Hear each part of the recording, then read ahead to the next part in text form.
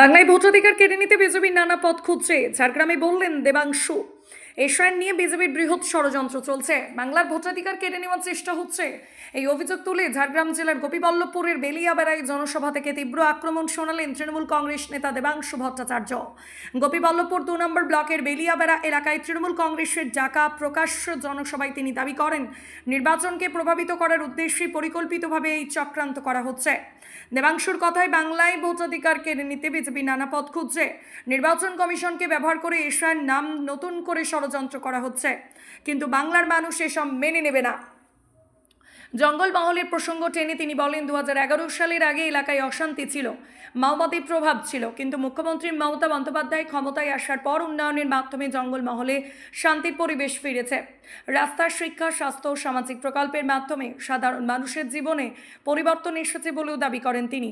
2019 সালে লোকসভা নির্বাচনের ফলের উল্লেখ করে দেবাংশুর দাবি, ঝাড়গ্রামের মানুষ বিজেপিকে সুযোগ দিল, কেন্দ্রের তরফে কোনো বড় উন্নয়ন হয়নি, বরং প্রতিশ্রুতি দিয়েও কর্মসংস্থান তৈরি করা হয়নি।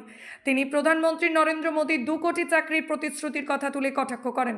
পাশাপাশি গ্যাসের মূল্য বৃদ্ধি, 100 দিনের কাজের টাকা বকেয়া রাখা এবং আবাস যোজনার অর্থ আটকে দেওয়ার অভিযোগও তোলেন কেন্দ্রের বিরুদ্ধে।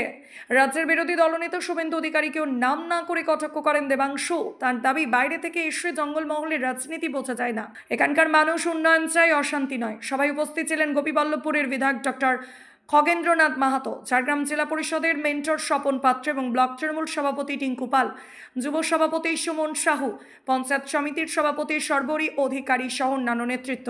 সভাকে ঘিরে বেলিয়াবেড়া এলাকায় তৃণমূল কর্মী সমর্থকদের ভিড় লক্ষ্য করা যায়। আগামী বিধানসভা নির্বাচনেও মানুষ তৃণমূল কংগ্রেসের পাশেই থাকবে এবং চতুর্থবারের জন্য মমতা বন্দ্যোপাধ্যায়ের নেতৃত্বেই সরকার গড়বে বলে সভা থেকে দাবি করেন দেবাংশু। এদিন সবাই বিজেপি ছেড়ে 50টি পরিবার তৃণমূলের দলীয় পতাকা হাতে তুলে নিয়ে শাসক শিবিরে যোগদান করেন। মানুষ হয়রানি কেন? যে বাংলা ভোট দেয় না সেই বাঙালির ভোটার লিস্ট থেকে উড়িয়ে দাও, তালিকা থেকে। না রহে কি বাঁশ, না বাজে কি বাঁশুরি। এটাই তো বিজেপির কৌশল, যে বাঙালিকে ভোট থেকে সরাও, সরিয়ে গুজরাট ফুজরাট থেকে নিজেদের ভাইরা ভাইদের ডেকে আনো, এখানে জায়গা দাও। এইটাই তো গল্প না। এসআইআর এর মাধ্যমে বাংলা নিয়ে নেবে। তা আমি আপনাদের বলি, এসআইআর এর তো মানুষকে কেটে বাদ দিচ্ছেন, ভাগ করছেন। তারপরেও যারা ভোটটা দেবে তো মানুষই। আপনারা তো এখনো গরুর ভোটার কার্ড করতে পারেননি, তাই না? তো ভোট যতক্ষণ মানুষ দেবে ততক্ষণ তৃণমূলই জিতবে। এবং আমি আপনাদের বলছি, এই এসআইআর হওয়ার পরেও বলছি, বিজেপি 50-এর গন্ডি পেরোবে না।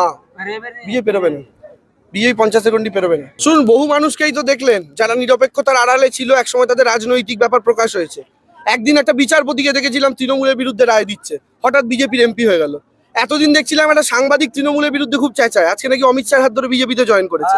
তার উপরে আজকে আবার দেখতে পাচ্ছি যে একজন একটা নিরপেক্ষ আন্দোলন করছিলেন, 2 সরকারের বিরুদ্ধেই বলছিলেন, হঠাৎ করে যে সরকার তাদেরকে এসটি স্ট্যাটাস দিচ্ছে না, যে সরকার অ্যাপ্রুভাল দিচ্ছে না, তাদের দলেই চলে গেলেন। মানে বুঝতে পারছেন, ভূত নিজে বলছে সর্ষের মধ্যে ঢুকবো। তো এইটা হচ্ছে গল্প।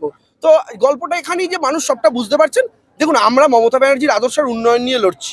আমরা আমাদের উল্টো দিকে কে দাঁড়ালো, কে সেকেন্ড হলো, কে থার্ড হলো দেখছি না, আমরা ফার্স্ট হব। আর আমাদের গোপীবল্লভপুরের ব্যবধান এবার 35-40 হাজার ক্রস করবে, এইটুকু আমরা নিশ্চিত। এই লড়াই, এই টার্গেট নিয়েই আমরা নামছি মাঠে। দুর্নীতিবাজ প্রার্থীকে তৃণমূল দিচ্ছে, আর ডান দিকে বসিয়ে রেখেছে শুভেন্দুকে, যে নারদায় টাকা নিয়েছিল, ওই তো চোর। আর অমিত শাহ দুর্নীতিগ্রস্ত বলছে লোককে, ও তো খুনের দায় জেল খাটা আসামি। অমিত শাহ তো নিজে খুনের দায় জেল কেটেছে। ওই যে চূড়ামণি যা বক্তব্য সময় বলছিল না, টাকে চুলের কথা, আমি বলছি 2026-এ অমিত শাহের টাকেও জোড়া ফুল ফুটবে। অমিত শাহের টাকেও জোড়া ফুল ফুটবে। আমি বলছি, ও যত চেষ্টা করার করে নি। নরেন্দ্র মোদী এবং অমিত শাহ 2 গুজরাটে বসে থাকা ভাই মিলে পশ্চিম বাংলার ওপর যেভাবে তাদের শত্রুতা বশত যে অত্যাচারটা চালিয়েছেন, এসআইআর এর নামে বলুন এবং যা যা করেছেন এখন পর্যন্ত, টাকা আটকে দিয়ে 100 দিনের টাকা, আবাসের টাকার নামে। আমি বলছি, যারা লাইনে দাঁড়িয়েছেন, নোটবন্দির লাইন, আধারের সাথে প্যান কার্ড লিঙ্কের লাইন, আধারের সঙ্গে ভোটার কার্ড লিঙ্কের লাইন, আধারের সঙ্গে গ্যাসের কানেকশনের লাইন, তারপরে এসআইআর এর লাইন, এই যারা যারা লাইনে দাঁড়িয়েছেন, ভোটের লাইনে দাঁড়িয়েই তারা হিসাবটা মেটাবেন, এবং সেটা ভোটের রেজাল্টের দিন আপনারা দেখবেন। ঠিক আছে, খুব ভালো থাকবে, থ্যাংক ইউ।